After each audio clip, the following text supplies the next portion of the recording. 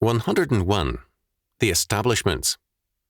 Chalcedon Report number 58, June the 1st, 1970. War against, quote, the establishments, end quote, is a basic fact of our time. This in itself is a significant fact in that, not too long ago, it was a basic hope of most college youth to become a part of the establishment. In the late 1930s, I recall my first day in a required course I had long postponed taking. An auditorium was required to accommodate the large enrolment.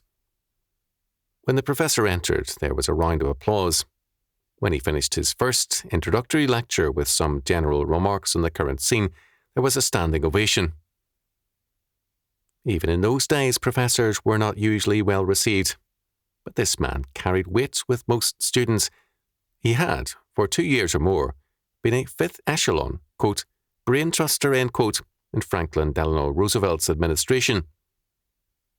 He had the prestige of the powers that be, plus the, quote, independence, end quote, to be critical at points, and, as a result, this mild non-entity was a somebody to the students.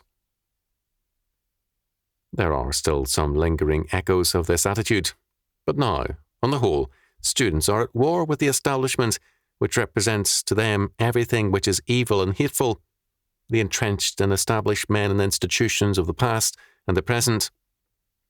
For these rebels, the establishment is the state, the church, and the school. It is the family and their parents. It is the world of the police and the law, of professors and parents, of the military forces and everything which seeks to perpetuate the present order. Students are not alone in being anti-establishment.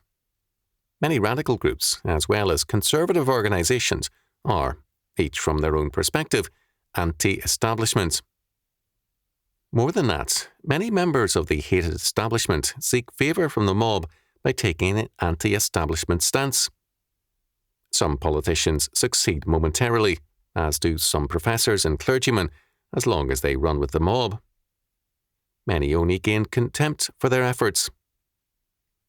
Thus, when a mob of students, some 2,000, liberated the faculty club at a Canadian university, seizing liquor and money and celebrating with various antics, the head of the faculty club, according to Jerry Rubin, tried to co-opt the orgy. He stood on top of a chair and thanked everyone for coming. The reasons for this deeply rooted hatred of the establishment deserve attention. Only a few aspects can be touched on. First, a dramatic aspect of this protest is the increasing involvement of the US in Southeast Asia. Protests range from the total hostility of the radical left to the win and get out stand of many conservatives. There are good grounds for the protest. The US Constitution does not permit the use of drafted men in wars outside the boundaries of the United States. The Spanish-American War and the Pershing Campaign against Villa were fought with volunteers and a professional army. 2 world wars, the Korean War and now the Vietnam-Cambodian War, have been waged in violation of the Constitution. Moreover, the war is fought in a strange way. Perhaps more harm has been done to the cause of our allies than to our communist enemies. The distrust and resentment of both right and left have good grounds and much justification. Second, a major target has been the law, that is, the courts and the police. The police have been the unhappy targets of much of this, although the basic resentment is against the, quote, system, end quote. The radical hostility to the courts is the basic aspect of this protest. This hostility has been apparent in a variety of movements, from the conservative, quote, impeach Earl Warren, end quote, movement to the revolutionary antics of the Chicago conspirators when on trial. Again, we must say that there are good reasons for this protest. A study of Chicago, Ovid Demarest's Captive City, 1969, makes clear the connection between organized crime, politics, and the courts. The author is emphatic, as are many other students of the subject, that organised crime cannot exist without a working alliance with politics and the courts. The criminal world today is a part of the establishment, and its power is manifest in the highest places of the country. The radical relativism of the courts is apparent in Supreme Court Justice William O. Douglas's book, Points of Rebellion, 1969, as well as in many other judges' statements. Chief Justice Burger holds to ideas alien to justice. The Chicago Daily News of June 3, 1969, reported that among the techniques, devices, and mechanisms Burger questioned were the jury system, the presumption that a defendant is innocent until proven guilty, the right of a defendant to remain silent and putting the burden of proof on the prosecution. Burger suggested that defendants ought to be required to testify in a courtroom. And he said, if we eliminate the jury, we would save a lot of time. Review of the News, April the 22nd, 1970, page 23. There is no lack of reason for rage and protest.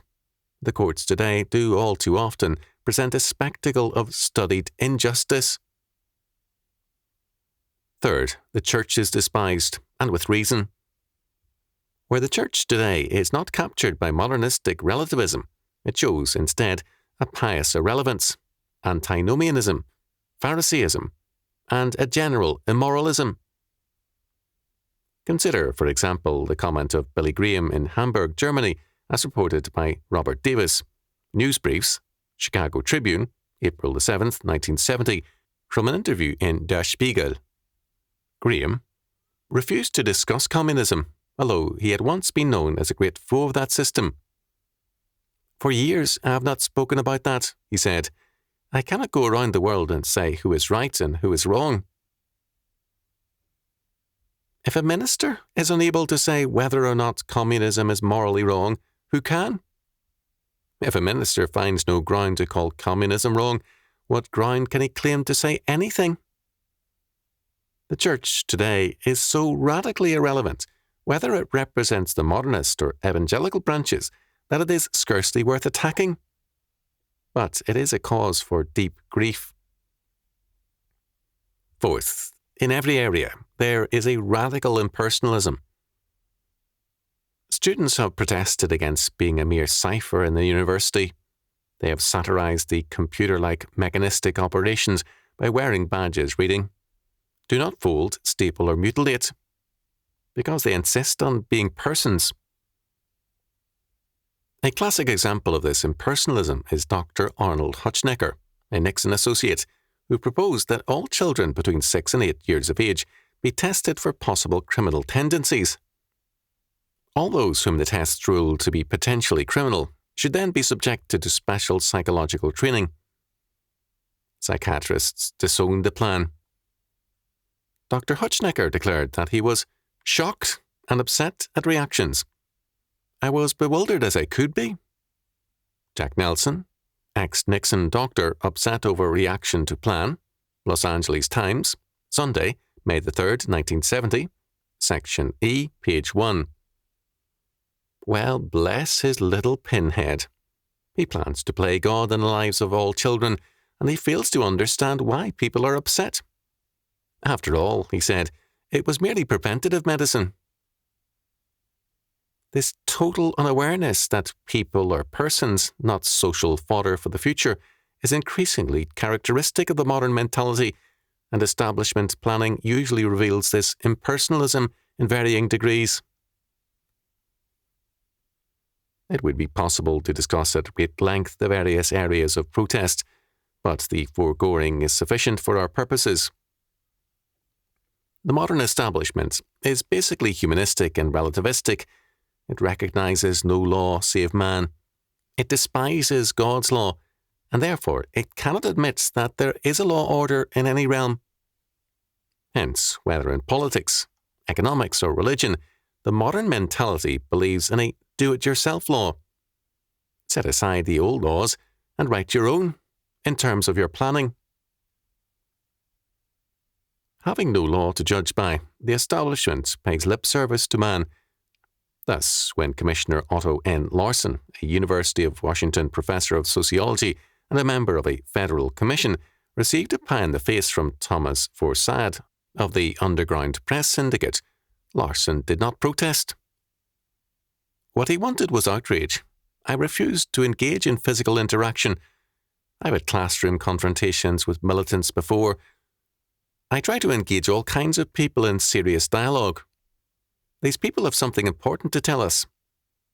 Los Angeles Herald Examiner, May the 14th, 1970, page A11.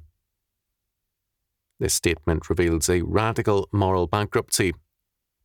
The facade of receptivity covers a radical emptiness. What is this something important to be told? The modern intellectual has no principle of truth, no concept of real transcendence.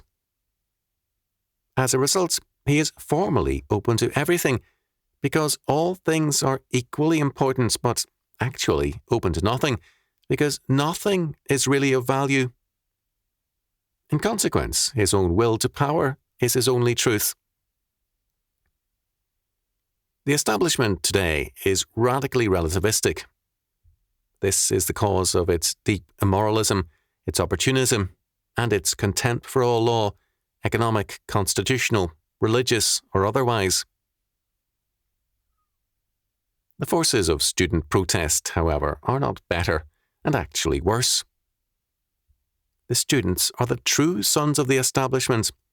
They reflect the relativistic philosophy of state, school, and church.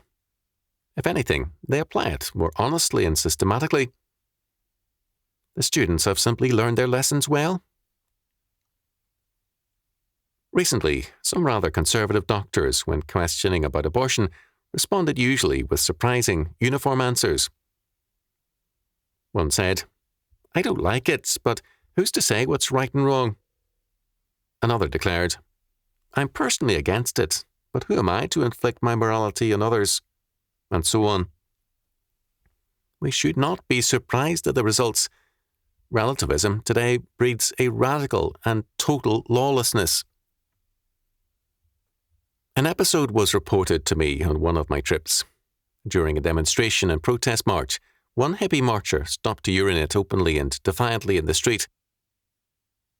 30 years ago, the reaction would have been swift. Arrest, public disapproval, and a general feeling that the young man was a nut, a mental case.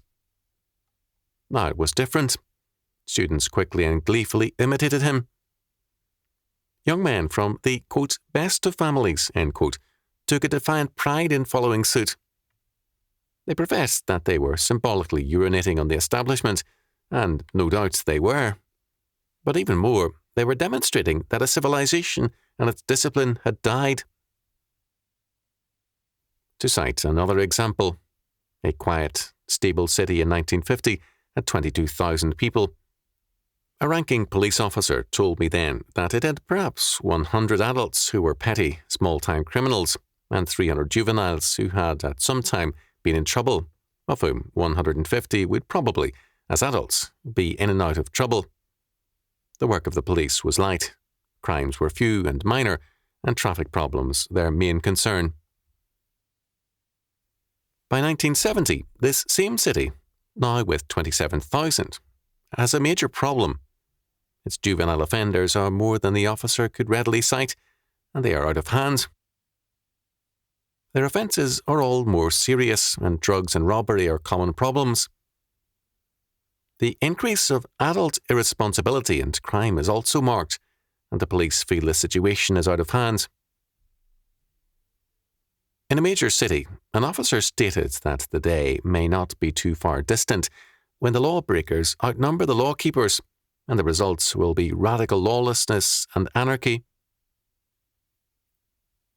Protests against the establishment are justified, in that the establishment reveals a moral relativism which is destroying the country, but the protesters themselves, in most cases, reveal an even more radical relativism. The evil they protest against is most fully present in themselves. As a result, the protests against the establishment are sterile and morally bankrupt. They only compound and aggravate the evils they complain about. The protesters are merely revealing that they are indeed sons of the establishment. This moral bankruptcy is also true of too many conservatives. Those who truly believe in the triune God see his handiwork in all things. They believe that God's absolute decree and law govern every area of life, that men either obey God's law word or they are shattered by it. Too many conservatives, many of whom claim to be Christians, are in reality Satanists. They see all things controlled by satanic conspirators. Every event is read as the careful development of a satanic plan. They see not God in control, but the powers of darkness. The world, for them, is governed not by God's law and decree, but by dark and hidden evil conspirators. They fear not God, but these evil powers. Whatever their profession, they are, in practice, Satanists, Satan worshippers.